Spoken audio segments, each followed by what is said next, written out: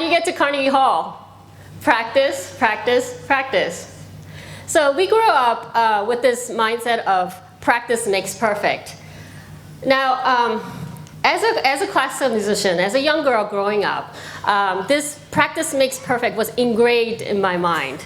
And this also translated into doing my best and my 100% at everything I did. Just to give you a glimpse of what my childhood was like, one day my dad told me to go sweep the driveway scattered with autumn leaves. I was only 11 years old.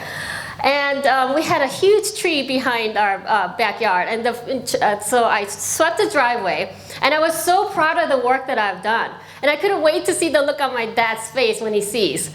But just as I was about to go back into the house, a couple of leaves fell down. So then I quickly ran and picked them up and stuffed them into my pocket. And then a slight wind blew and more leaves fell down.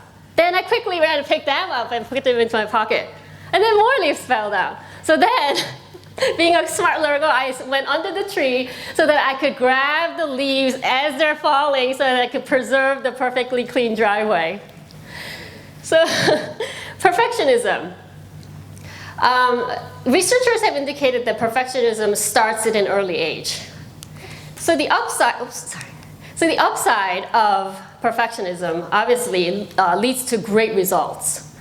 But gone too far, the downside of perfectionism can lead to a vicious cycle of self-doubt, criticism, and even procrastination because you're paying so much little attention to details. So in my case, this constant fear of failure and fear of doubt and just making mistakes became a huge obstacle in my life as a classical musician. And so consider that all of us may be perfectionists to a certain degree, and that this hidden perfectionism may be robbing us from living out our childhood dreams and true passions. And even if you had a great idea, maybe you just concluded in your mind that it's never going to happen, or it's not good enough compared to somebody else's idea. So then it never gets off the ground. You never give yourself a chance to explore. So then, how does perfectionism set into our lives? So I remember a humiliating incident when I was 8 years old in school. I mistakenly fumbled through my words and said something. Entire class laughed, and the teacher thought I was goofing off, so she told me to go into the corner, raise my hands like this for an entire hour. Now, for an entire hour, I was humiliated, looking at all my classmates looking at me, and I think I told myself, I'm never ever gonna speak again unless it's perfect. So growing up, I was so afraid to speak in class. We immigrated from Korea to Chicago when I was 9 years old. And even after I spoke to learn to speak the language fluently, I was so afraid to participate in class. I didn't say a word unless I had to. And it was just this fear of the past kept playing into my mind, and I just didn't speak. But good news. Things started to turn around for me. When I turned 12, I started to play my clarinet. And my band director told me I was gifted in music. I think this is my first time that anybody, a teacher even, praised me in front of the whole class. And I heard my mom, being a Korean mom, she always told me, you gotta be number one, you gotta be the best, you have to be successful. So then I thought, okay, this is it then. I'm already gifted in music, so this is my road to success. And so, growing up, I practiced. I love practicing because then I don't have to speak to anybody. And deep inside, I think I really love the fact that I found a profession that doesn't require public speaking. And so I practiced, and I won my first concerto competition at age 16. And I had such high expectations for this, my debut concert with my youth orchestra playing the first movement of the Mozart Clarinet Concerto. But something horribly went wrong. I had a memory slip. And I remember a person coming up to me to take a picture, and I just happened to look right at the camera, and the flash went off. And then I guess I got caught off guard. I was just standing there, and all I know is that the orchestra is playing without me, and I'm the soloist. And the conductor's looking at me going, bar 60, bar 65, just jump back in anytime. That was so humiliating. In my mind, I was a total failure. That was the most devastating event in my my teenage life. So guess what I did after that? I was so determined to never, ever, ever face that kind of incident ever again. So I practiced. So I went to Eastman School of Music for my undergraduate, and I went to Yale School of Music for my graduate degree on a full scholarship. Now, when I looked around at these amazing musicians that they were around, I felt so small. I felt like I didn't belong there. I felt like, oh my goodness, I'm not good enough compared to all these other amazing people. How did I get in here? To the point where I felt so fake. I felt like an imposter being in that school. So just to challenge myself, I pushed myself to enter these competitions so I could validate myself that I'm worthy of being there. And even when I won these competitions, I wasn't satisfied because all I could hear are the mistakes that I made during performance, and it was a never clean performance ever. And so I would push myself to do another competition, and this perfectionism became like a double-edged sword. I was my toughest critic. Nothing satisfied me, even to the point that I resented the fact that I even played the clarinet in the first place. So then I finally hit the wall when I turned, at 21, I entered this prestigious competition in Munich. And now this competition comes with a recording contract, you get to solo with all these orchestras in Europe, and you even get a personal manager that's gonna manage your career to stardom. So this was it. This is gonna be my ticket to Carnegie Hall. So I practiced, and guess what happened? On the day of the competition, I stand on stage and I'm playing fine. I didn't even get past the first round.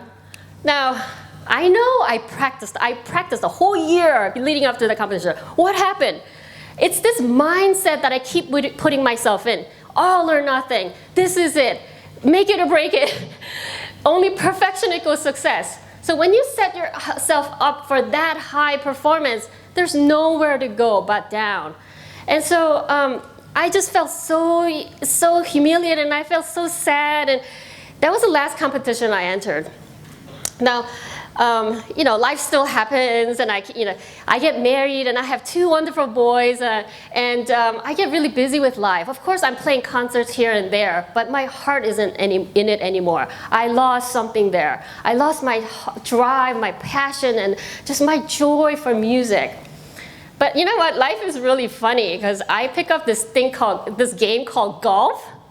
And it ultimately brought me back to music. Now, golf was so much like music. It was all about rhythm and tempo. And it was all about, so this is a picture of what summarize what my music was like. I turned it into a lamp.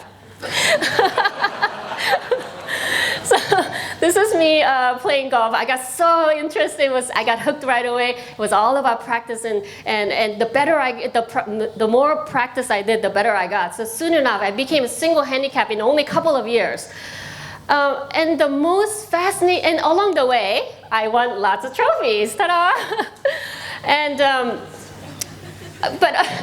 but there's this fascinating thing called mental game of golf. Now, I'm so fascinated by this choking idea in golf. Now, you see professional golfers, they're 2-3 strokes ahead, and all they have to do is keep steady, and the trophy is theirs. But something happens to their mental mind that the trophy just slips out of their hands. So this is exactly what happened to me when I tried to win the Lady Club Championship at my local club.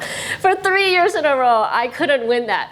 It would mean, what the trophy meant to me was that it would mean so much to me that I get my name engraved at my clubhouse for everyone to see. That would prove that every time somebody walks around, oh, there's Sunny Kang, it would mean that I validate myself that I'm worthy of something to be on the board.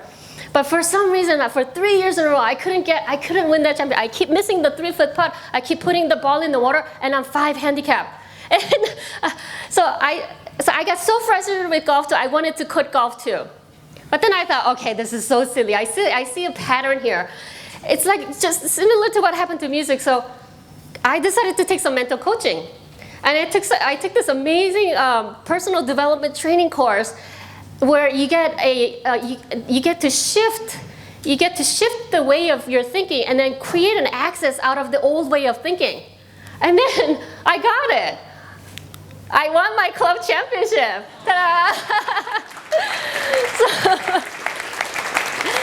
So now, through golf, what I realized is that I was so stuck. I was stuck on my old way of being. Now, through this amazing journey in golf, I learned to let go. I learned to so it was kind of like in golf. It was kind of like you expect to hit the bullseye 100% of the time, no matter what. And if you miss it by a slim margin, you just label yourself a failure, which is not so.